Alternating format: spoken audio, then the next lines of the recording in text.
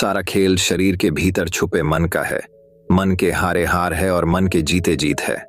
इस मन को काबू में करने के लिए गौतम बुद्ध एक प्राचीन रहस्य बताते हैं।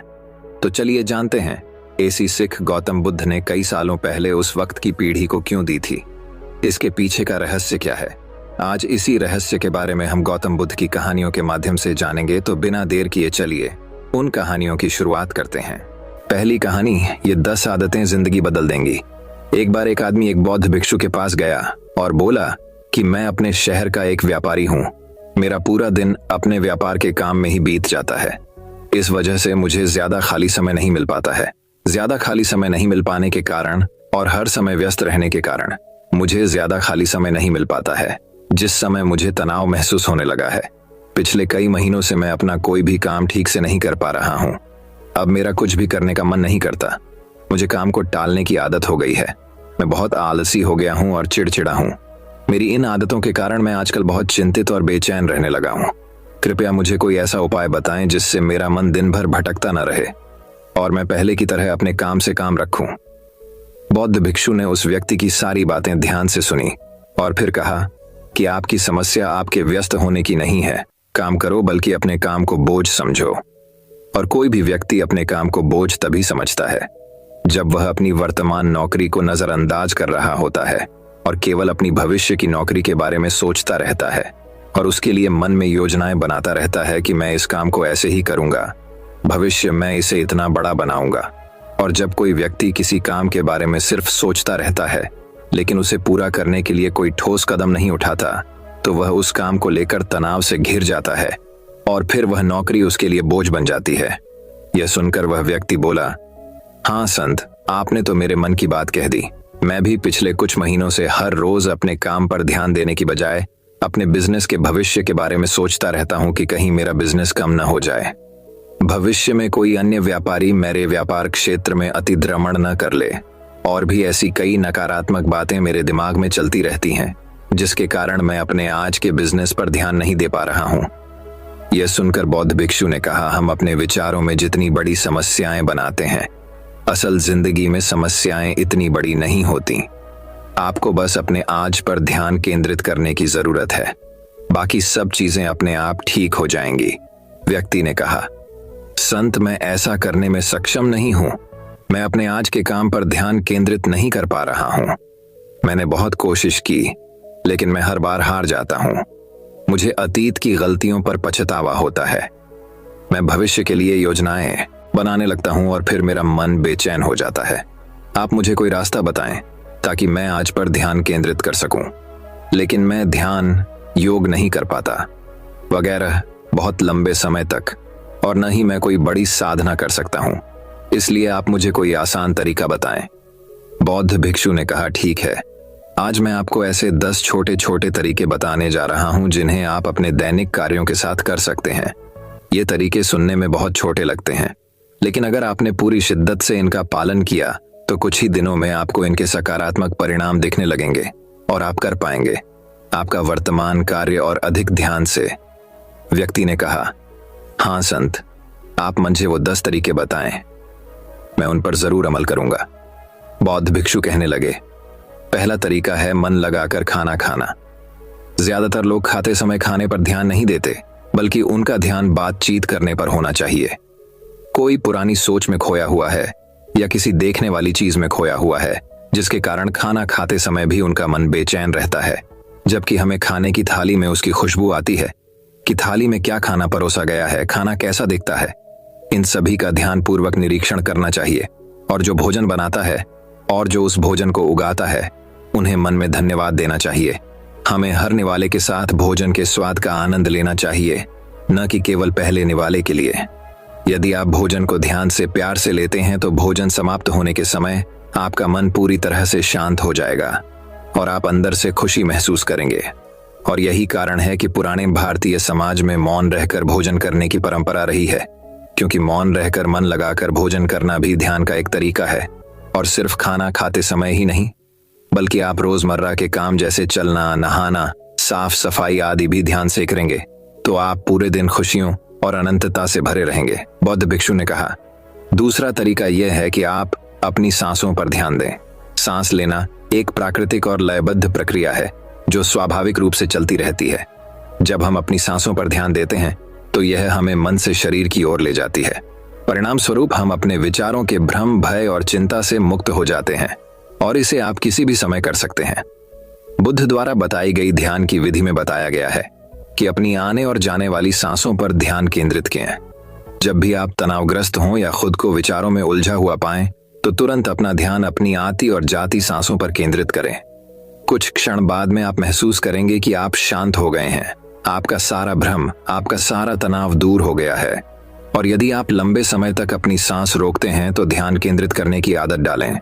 इससे सबसे खराब स्थिति में भी आप खुद को शांत रख पाएंगे और अपने वर्तमान कार्यों पर अधिक समय तक ध्यान केंद्रित कर पाएंगे। सांसों पर ध्यान देना हमें याद दिलाता है कि हम कौन हैं। हमें यह एहसास होता है कि हम वह विचार नहीं हैं जो अभी हमारे अंदर चल रहा है, बल्कि हम उससे अलग हैं, हम उससे ऊपर हैं। दोस्तों, हमको कोई नहीं सकता, सिर्फ अपनी सांसों पर ध्यान देने से बहुत कुछ पता चल सकता है। नए आयाम हमारे पूर्वजों ने सिर्फ अपनी सांसों को कैसे नियंत्रित किया जाए इस पर बहुत काम किया। ऐसे काम कर सकते हैं जो सामान्य मानव जीवन से परे हैं, जबकि हम अपनी सांसों पर ध्यान देकर खुद को ऐसी स्थिति में ला सकते हैं जिससे जीवन में कोई भी उतार चढ़ाव हमें परेशान नहीं कर से। बौद्ध भिक्षु ने उस व्यक्ति से कहा, तीसरा तरीका है अपनी इंद्रियों से जुड़ना। हमारे पास 5 इंद्रियां हैं, नाक, त्वचा, जीभ, कान और आंख हमारे शरीर के प्रवेश द्वार हैं। लेकिन जब हम विचारों में खो जाते हैं तब हम अपनी इंद्रियों को महसूस नहीं कर पाते। हमारे आसपास क्या हो रहा है, गंध कैसी है, क्या आवाजें आ रही हैं। जब तक ये सभी चीजें इतनी मजबूत न हो जाएं कि हमारा ध्यान अपनी ओर खींच लें, हम बस बेहोशी में जीते रहते हैं। इसलिए अपने आसपास की चीजों को बहुत ध्यान से देखने की आदत डालें। जैसे ठंडी हवा को अपने शरीर से टकराते हुए महसूस करें, बगीचे में खिलते रंग बिरंगे फूलों को देखें, उसकी सुंदरता को देखें, पक्षियों की आवाज़ सुनें, कुछ देर के लिए उगते और डूबते सूरज को देखें। ये सभी छोटी छोटी चीजें आपको आपके वर्तमान से जोड़ देंगी। अगर आप अपने जीवन में शांति और आनंद का अनुभव करना चाहते हैं तो आपको अपने आसपास की चीजों पर ध्यान देना होगा। आपको एक पल रुक कर देखना होगा, उन्हें प्यार से देखें और उन्हें महसूस करें। बौद्ध भिक्षु ने कहा, चौथा तरीका यह है कि अपने मन में उठने वाली नकारात्मक भावनाओं का निरीक्षण करें। परेशान होना, निराश होना या गुस्सा आना इंसानों में आम बात है, लेकिन हमें ऐसी भावनाओं में नहीं बहना चाहिए। लेकिन जब भी हम ऐसा करते हैं, किसी तरह का हमारे अंदर नकारात्मक भावनाएं, तो हमें इन भावनाओं पर ध्यान देना चाहिए। जैसे जब आपको गुस्सा आता है या कुछ गलत करने का मन करता है, तो उस वक्त आपके मन में किस तरह के विचार उठ रहे होते हैं। तो थोड़ा रुकिए, थोड़ी देर में आपको लगेगा कि आप वो विचार नहीं हैं, आप उनसे अलग हैं। आप उन्हें देखते रहें और थोड़ी देर में वो सारे नकारात्मक विचार गायब हो जाएंगे। और अगर आप हर बार ऐसा करते हैं तो आप अपनी भावनाओं पर नियंत्रण करना सीख जाएंगे। बौद्ध भिक्षु ने 5वां तरीका बताया, अपने मन में आने वाले हर विचार पर भरोसा न करें। हमारा दिमाग हर समय अनुमान और धारणाएं बनाता रहता है जो हर बार की तरह सच नहीं होंगी। किसी व्यक्ति से मिलते हैं या कुछ नया देखते हैं तो तुरंत हमारा दिमाग उसके बारे में पूर्व धारणाएं बनाना शुरू कर देता है और फिर वह वस्तु या व्यक्ति उसे अच्छा या बुरा बनाकर हमारे सामने प्रस्तुत कर देगा और फिर हम अपने विचारों को सत्य मान लेते हैं और उस व्यक्ति या वस्तु को वैसा ही कहने लगते हैं। और कुछ लोग अपनी मान्यताओं को हल्के में ले लेते हैं और उस पर कायम रहते हैं, जबकि हमें प्रयास करना चाहिए स्वयं को किसी भी प्रकार की पूर्व धारणाओं से मुक्त रखना और पूर्ण जागरूकता के साथ चीजों को वैसे ही देखने का प्रयास करें जैसे वे वास्तव में हैं। हमें अच्छाई और बुराई का आवरण नहीं ओढ़ना चाहिए। यदि आप पूर्ण साक्षी के साथ वर्तमान में रहते हैं तो बिना किसी पूर्व कल्पना के कुछ भी देखें और सुने तो यह आपको शांत और तनाव मुक्त रखेगा। बुद्ध भिक्षु ने कहा, छठा तरीका यह है कि प्रतिदिन कुछ समय के लिए ध्यान का अध्ययन करें। ध्यान करने के लिए घंटों बैठने की आवश्यकता नहीं है। दिन भर में 10 मिनट का ध्यान भी जीवन में सकारात्मक प्रभाव डाल सकता है। प्रतिदिन ध्यान करने से हमारे जीवन में नई ऊर्जा, उत्साह, शांति और प्रेरणा आएगी। हम पूरे दिन अंदर से खुश और शांत महसूस करते हैं। रोजाना ध्यान करने से आप स्वाभाविक रूप से वर्तमान क्षण में जीना सीखते हैं। बौद्ध भिक्षु ने कहा, 7वां तरीका यह है कि आपके पास जो कुछ भी है उसके लिए आभारी रहें। जीवन में खुशी लाने का सबसे आसान तरीका है धन्यवाद नहीं, बल्कि आभार व्यक्त करना।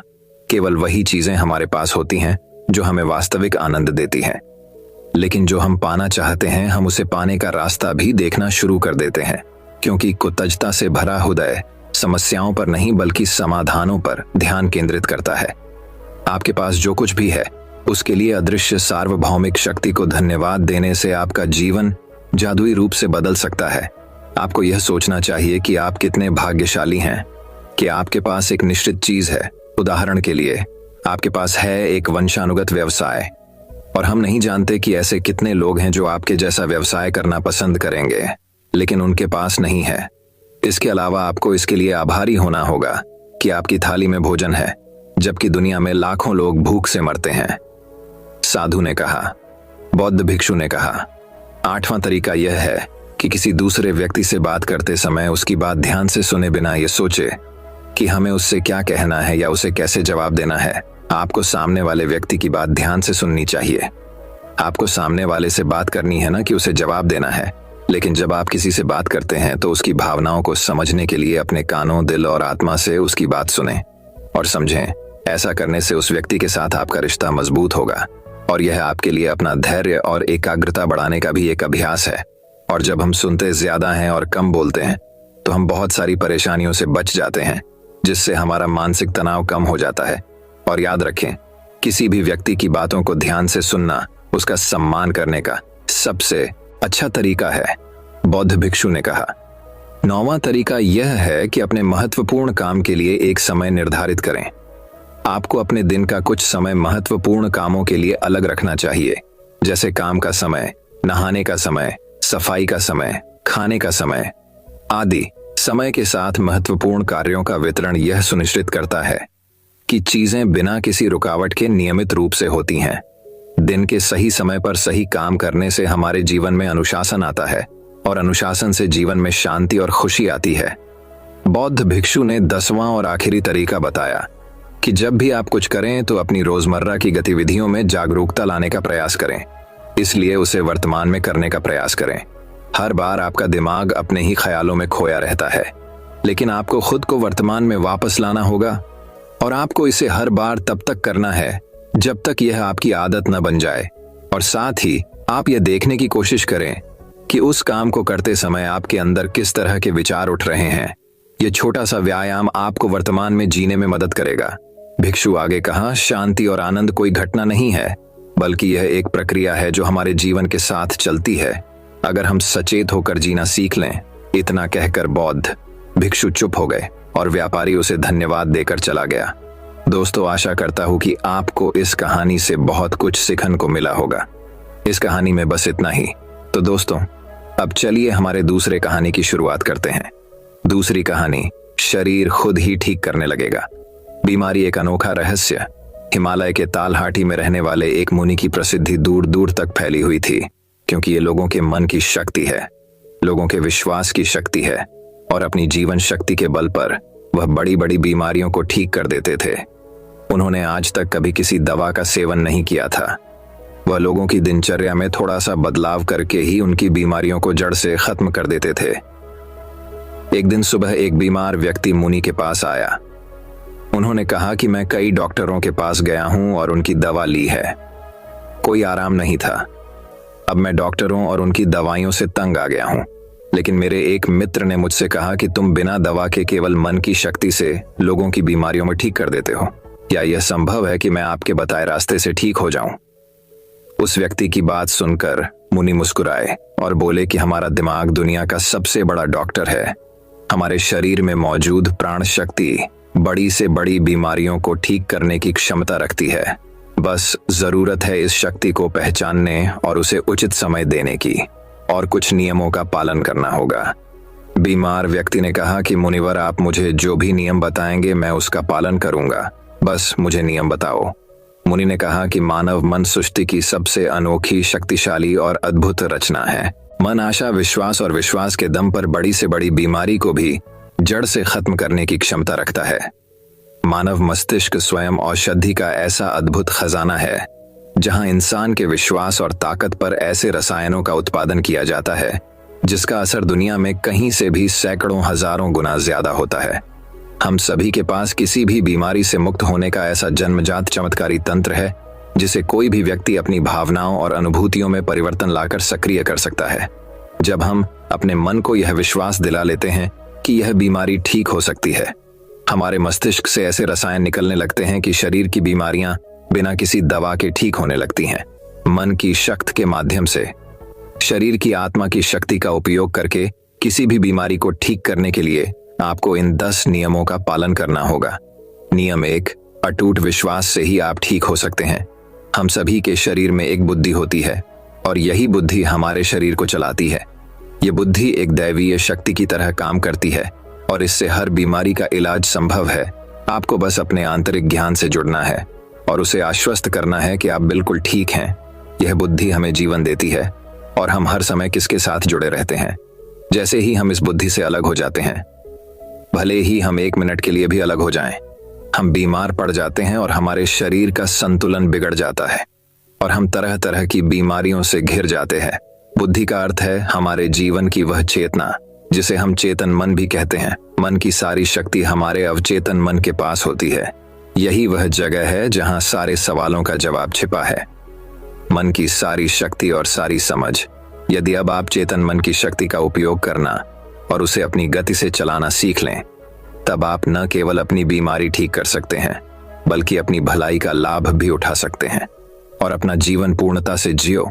जिन लोगों ने अपने अवचेतन मन, आस्था और विश्वास के बल पर अपनी बीमारियों को ठीक किया है, उन्हें महानतम सत्ता की शक्ति पर पूर्ण विश्वास था। उनका मानना था कि जो मुझे बीमार कर रहा है उससे भी बड़ी शक्ति का हाथ मेरे सिर पर है। वह मुझसे जुड़ी हुई है और वही धारा मुझ में भी प्रवाहित हो रही है। वह मुझे ठीक कर रहा है। जब भी आप किसी शक्ति पर अटूट विश्वास रखते हैं और उसके प्रति सकारात्मक दृष्टिकोण रखते हैं, तो आप हमारे दिमाग के औषधालय को सक्रिय कर देते हैं। बीमारी को ठीक करने के लिए जिस भी रसायन की आवश्यकता होती है, हमारे अवचेतन मन में उस रसायन को बनाने की शक्ति होती है और ये रसायन इस तरह से बनाए जाते हैं कि ये हमारी शरीर व्यवस्था को मजबूत बनाते हैं, हमारी रोगों से लड़ने की क्षमता को मजबूत करता है, जीवन शक्ति को पुष्ट करता है। यदि आप बीमारी से ठीक होना चाहते हैं तो आपको अधिक गहराई से विश्वास करना होगा कि आप ठीक हो सकते हैं। आपको यह मानना होगा कि जो शक्ति आपको कमजोर कर सकती है वह आपके अंदर की शक्ति से कम है, जिसके साथ आप जो चाहें कर सकते हैं। ठीक करने की शक्ति उस शक्ति से अधिक होती है जो ठीक कर सकती है। नियम 2, मन को शांत रखना शुरू करें। 99 बीमारियां क्रोध या भय के कारण होती हैं और भय से क्रोध भी उत्पन्न होता है। आपको यह समझना होगा कि हमारी परेशानियों का कारण तनाव और नकारात्मक विचार हैं।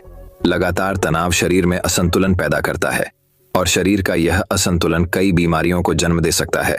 लोग हर दिन खुद को डराते हैं। उदाहरण के तौर पर अगर किसी को घर आने में देर हो जाए तो हम सोचने लगते हैं कि कुछ हो गया है, क्या उसका कोई एक्सीडेंट हुआ था।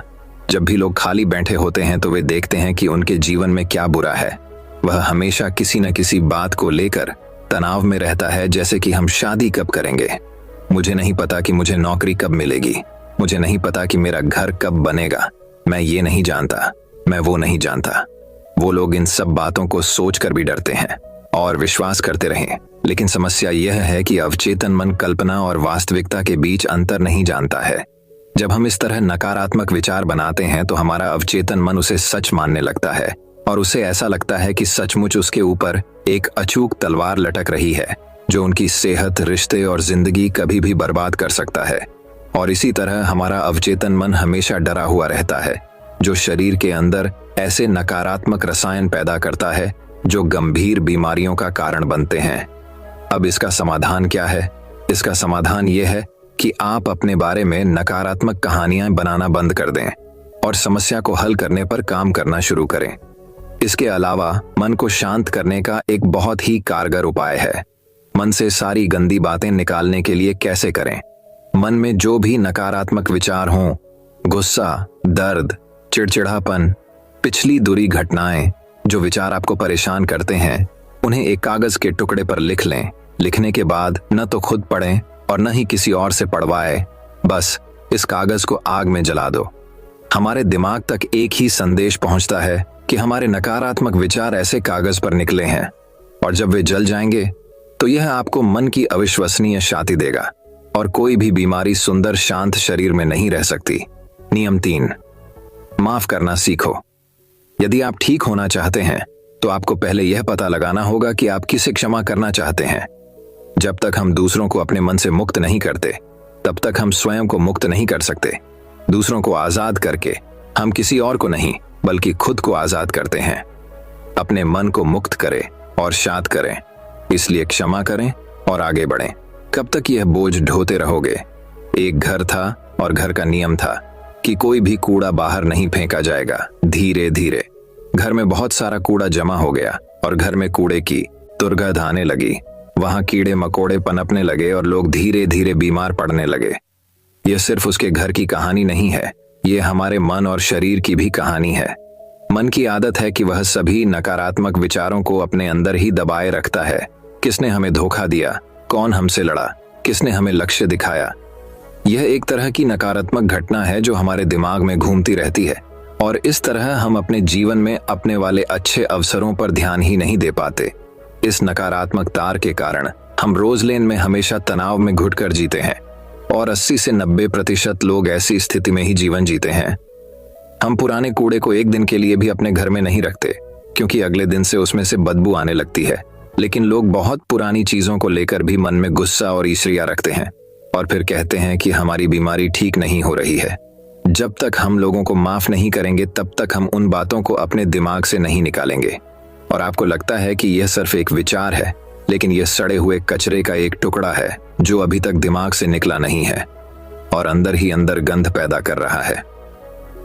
जब हम नकारात्मक सोच के साथ अपना जीवन जीते हैं तो हम रसायनों को खत्म करना शुरू कर देते हैं, क्योंकि वे हमें स्वस्थ रखते हैं, हमें जवान बनाए रखें, और हम ऐसे रसायनों को सक्रिय कर देंगे जो हमें बीमार कर देंगे, जो हमारी पित्तसत्तात्मक व्यवस्था को कमजोर करेगा और हमें चिंतित रखेगा।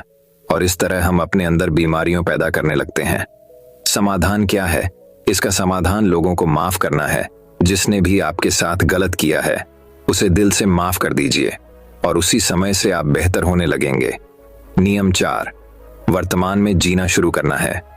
यदि आप स्वयं को ठीक करना चाहते हैं तो वर्तमान में जीना सीखें, क्योंकि भविष्य में जीना केवल चिंता और तनाव लाता है। जब हम अतीत में जीते हैं तो पछतावे से भर जाते हैं। जीवन की सुंदरता वर्तमान के क्षण को जीने में है। वे सभी लोग जो अतीत की बड़ी बातों पर ध्यान देते हैं वे वर्तमान में नहीं हैं। इसे अतीत में जीना यानी 5 साल 10 साल, ये अभी भी साल पुराना है जो सिर में चला गया हो और मस्तिष्क में गांठें बना रहा हो, और वह गांठ अभी भी मस्तिष्क में लिपटी हुई हो। यदि कोई बीमार है तो उसे वर्तमान में अपने आप से बात करनी चाहिए और महसूस करना चाहिए कि मैं स्वस्थ हूँ, मैं खुश हूँ। क्योंकि जब आप यह सोचते हैं कि इस समय मैं स्वस्थ हूँ, मैं पहले बीमार था, आपका मस्तिष्क ऐसे रसायनों का उत्पादन शुरू कर देगा जो आपके ठीक होने की गति को तेज कर देंगे। लेकिन वर्तमान में कैसे आएं? वर्तमान में सांसों का साथी बनकर आना होगा, शरीर में जागरूकता लाकर, आसपास क्या पड़ा है और क्या हो रहा है उस पर ध्यान देकर। जब हम अपने परिवेश के प्रति जागरूक होते हैं तो हमारे शरीर पर तनाव कम होता है और हमारी सोचने समझने की शक्ति बढ़ती है। ऐसा करने से हमें अपने बारे में बातें जानने को मिलती है। धीरे धीरे हमें समझ आने लगता है कि किस वजह से हमारे अंदर तनाव पैदा होता है, और जब हमारा मन इस बात को समझ जाता है तो इससे हम में बहुत बड़ा बदलाव आता है। हम नकारात्मक सोचना बंद कर देते हैं और हमें हर काम में सफलता मिलती नजर आती है, क्योंकि हमारा दिमाग कल्पना और वास्तविकता के बीच अंतर नहीं समझता है। इसीलिए अगर आप किसी स्वस्थ व्यक्ति की कल्पना करेंगे तो आपका दिमाग आपको ठीक करना शुरू कर देगा। नियम 5, खुद से प्यार करना सीखें। साल बीत जाता है लेकिन लोग कभी खुद से अपने बारे में बात नहीं करते। उन्हें यह भी नहीं पता कि उसका पसंदीदा खाना क्या है और उसे क्या पसंद है। वह खुद के साथ समय बिताना भूल जाता है। अगर आप अच्छा रहना चाहते हैं तो आपको खुद से प्यार करना होगा। आपको अपनी कीमत पता होनी चाहिए। बहुत सी महिलाएं और पुरुष जिम्मेदारी के बोझ में खुद को खो देते हैं। जिस दिन आपने खुद को पाया उसी दिन सारी गलत चीजें आपके दिमाग और शरीर को छोड़कर भागने लगीं। जिस दिन आप खुद को खोज लेंगे आपको अपनी कीमत का एहसास होने लगेगा। और जिस इंसान में आप अपनी कीमत समझते हैं, इसका मतलब सिर्फ इतना है कि आप खुद से प्यार करते हैं। नियम 6, सकारात्मक सोचो। प्रत्येक दिन की शुरुआत इस प्रश्न से करें कि मैं अपना सबसे बड़ा आदर्श कैसे बन सकता हूं। आप में से ज्यादातर लोग सुबह उठकर सिर्फ अपनी समस्याओं के बारे में ही सोचते हैं और ज्यादातर परेशानियां उनके अतीत की यादें हैं। जैसे ही वह अपनी समस्याओं के बारे में सोचता है, वह अपने अतीत के बारे में सोचने लगता है। हर समस्या के साथ एक भावना जुड़ी होती है, और जब लोग अतीत के बारे में सोचते हैं तो परेशान हो जाते हैं और स्वयं को योग्य नहीं पाते हैं। हमें अगले 7 दिनों तक सुबह उठकर सकारात्मक विचारों के साथ अपने दिन की शुरुआत करनी है। आज जब मैं सुबह उठता हूं, तो मैं अपना सर्वश्रेष्ठ संस्करण कैसे बन सकता हूं। आप तय करें कि आज का दिन मैं खुशी के साथ जीऊंगा। आपको प्रत्येक दिन की शुरुआत सकारात्मक और उत्साहपूर्ण विचारों के साथ करनी चाहिए। हमारी शारीरिक रीति का सीधा संबंध हमारी मानसिक स्थिति से होता है। जब हम अपने दिन की शुरुआत बेहतरीन मानसिक स्थिति के साथ करते हैं, तो यह हमारे शरीर के लिए भी बहुत अच्छा होता है। अपनी एक ऐसी छवि बनाएं जिसमें आप पूरी तरह से स्वस्थ हों। हर दिन 10 मिनट के लिए आंखें बंद करके बैठे और कल्पना करें कि आप ठीक हो रहे हैं। ऐसा करने से जब हमारा चेतन मन रसायन बनाने लगता है, जो हमारे शरीर को बहुत तेजी से ठीक करने लगता है। अगर हमने मन में कुछ गलत सोचकर बीमारी पैदा की है, तो सही सोचकर उसे ठीक किया जा सकता है। नियम 7, अपने जीवन का उद्देश्य खोजें। लोग बीमार हो जाते हैं क्योंकि उन्हें लगता है कि उनका जीवन निरर्थक है, उनके जीवन का कोई उद्देश्य नहीं होता, और वे समय से पहले ही बूढ़े महसूस करने लगते हैं। जीवन में किसी भी लक्ष्य का होना दीर्घ स्वास्थ्य के लिए आवश्यक है। इसका मतलब है कि आपके पास हर दिन बिस्तर से बाहर निकलने का एक कारण होना चाहिए। जब हमें लगता है कि हमारे जीवन का कोई अर्थ है और हम किसी उद्देश्य से जुड़े हैं, तो हम अधिक खुश, अधिक ऊर्जावान और तरोताजा महसूस करने लगते हैं। और जब हम अंदर से मुस्कुराने लगते हैं, तो हमारा शरीर हमारी बीमारी को अंदर ही अंदर खाना शुरू कर देता है। नियम 8, गहरी सांसें लेने का प्रयास करें। प्रतिदिन कुछ मिनटों के लिए अपनी पीठ सीधी करके बैठे और लंबी गहरी सांसें लें। जब हम गहरी और लंबी सांस लेते हैं, तो हमारे शरीर की रोग प्रतिरोधक क्षमता मजबूत हो जाती है और तेजी से काम करता है, जिससे शरीर की बीमारियां तेजी से दूर होने लगती हैं। गहरी सांस लेने के साथ साथ हमारा मन पूरे दिन प्रसन्न रहता है और हम खुश रहते हैं। नियम 9, शरीर को भीतर से साफ करें।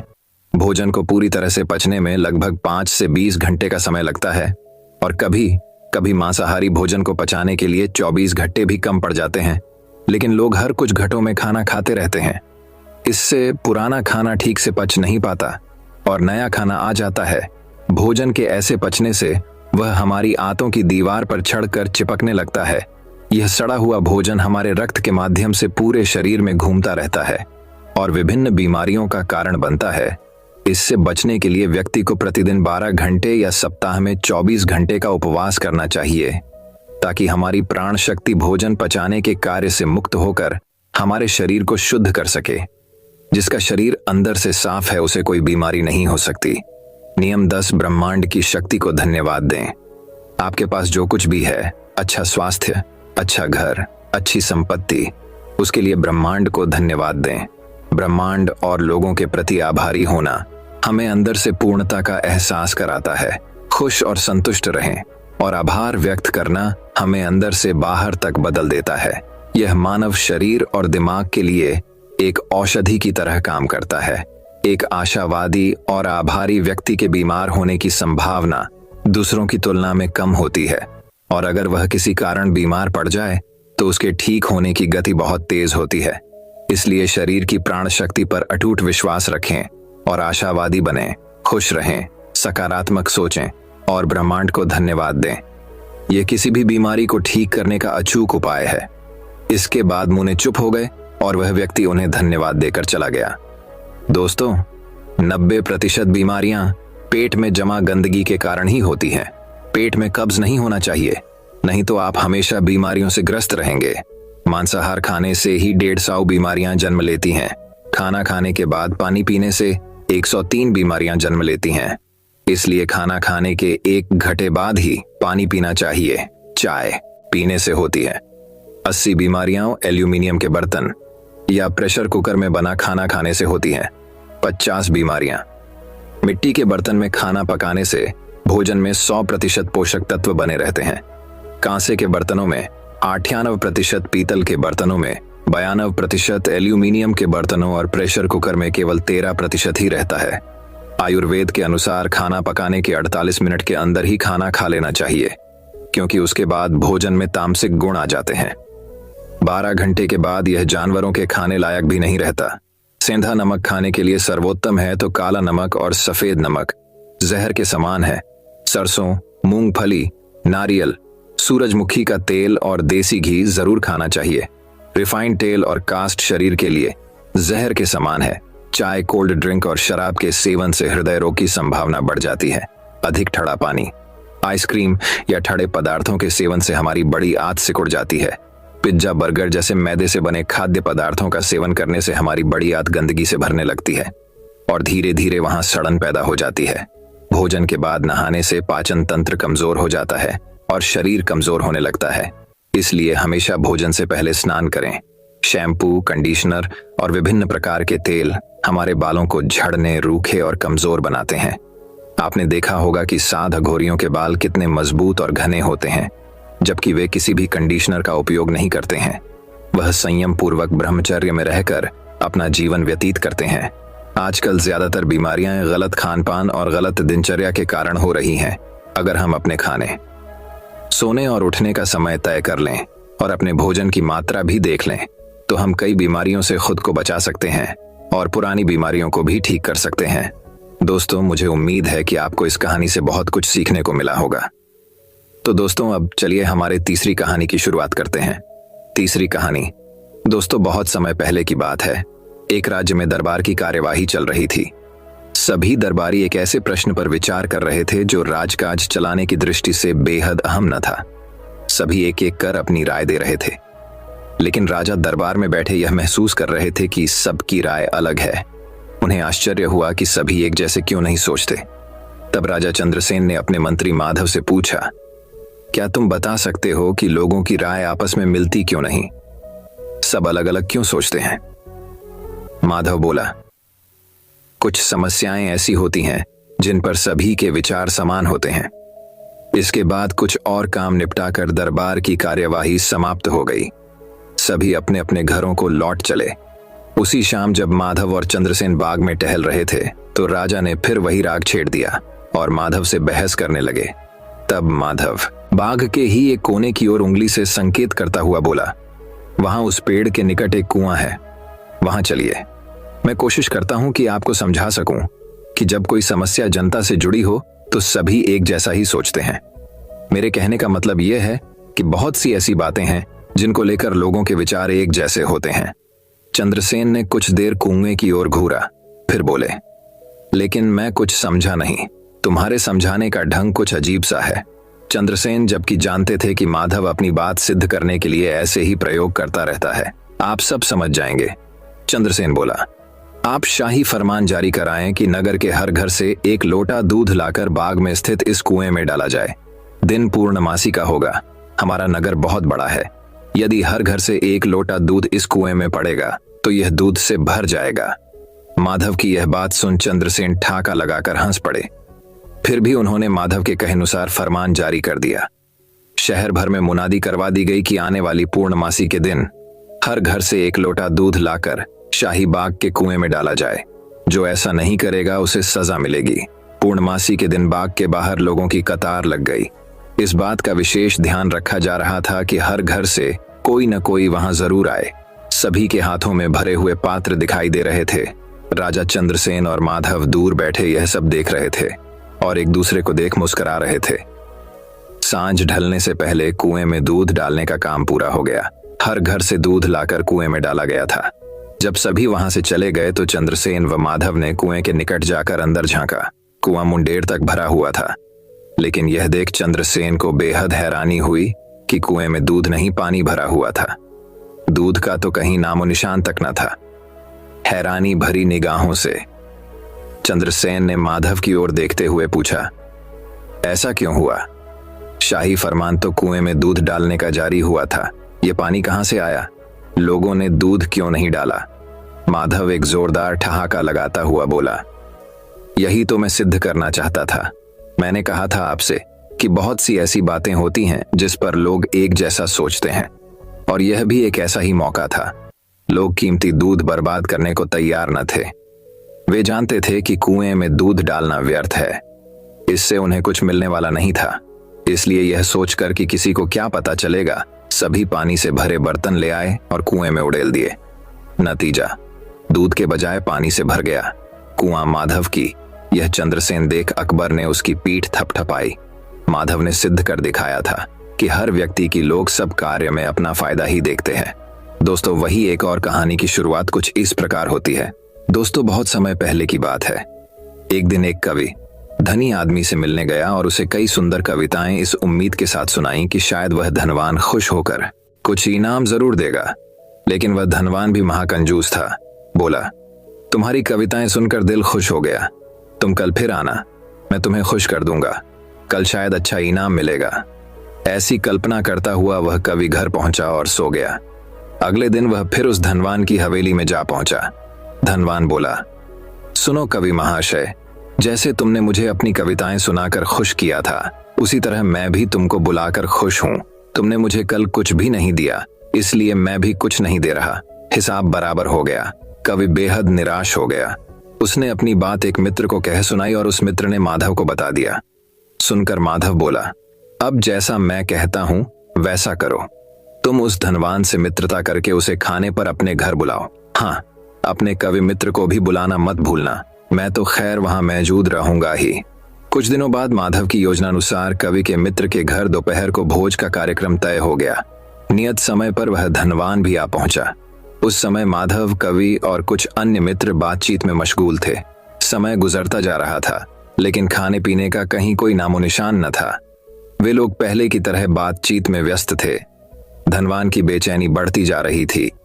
जब उसे रहा न गया तो बोल ही पड़ा, भोजन का समय तो कब का हो चुका, क्या हम यहाँ खाने पर नहीं आए हैं?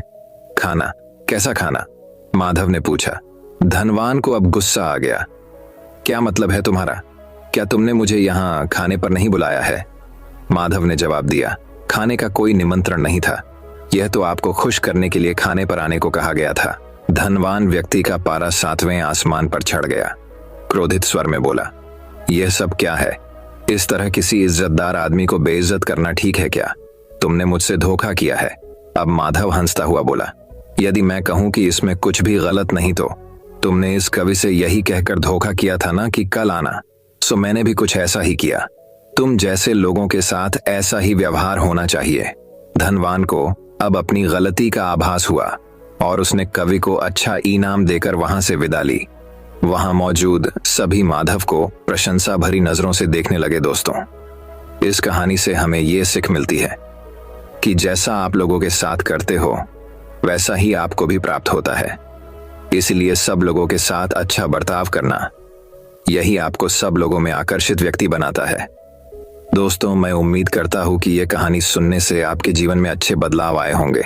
आपको इस वीडियो से क्या सीखने मिला ये कमेंट करके जरूर बताएं और अपने परिवार, दोस्तों या आपके करीबी इंसान के साथ ये कहानी शेयर करके उन्हें भी इस ज्ञान से परिचित करवाएं। बाकी अगर आपको ये वीडियो दिल से अच्छी लगी हो